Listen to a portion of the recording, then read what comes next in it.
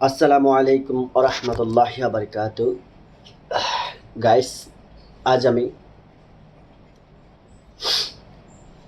খুব দুঃখের সাথে অত্যন্ত করুণ ও বেদনাদায়ক এই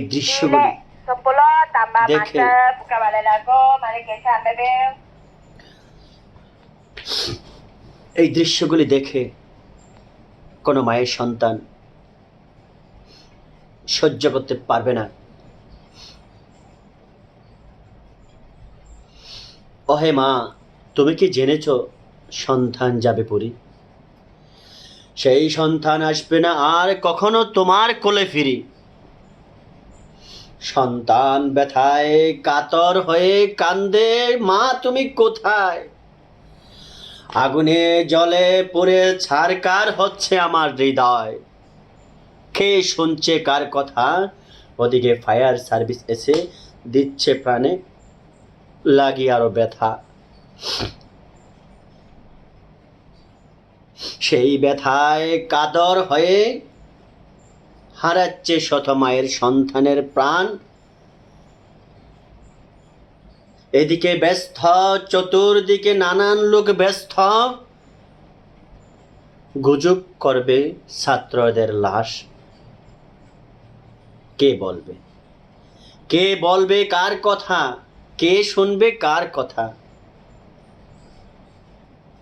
ঝরে যাচ্ছে তাজা প্রাণ ঘুলি। এই দৃশ্যগুলি যখন দেখেছি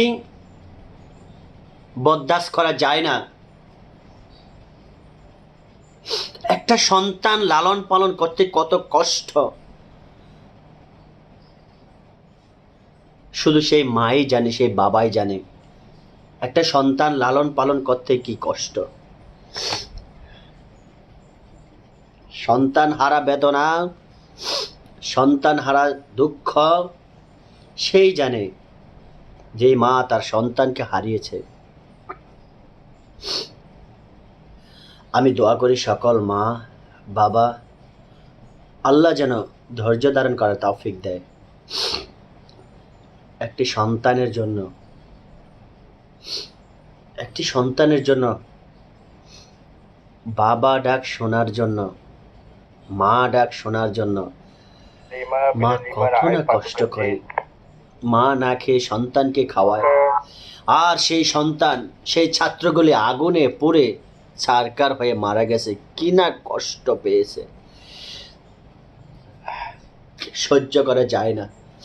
দোয়া করি আল্লাহ সবাইকে ধৈর্য ধারণ করার তৌফিক দেয়।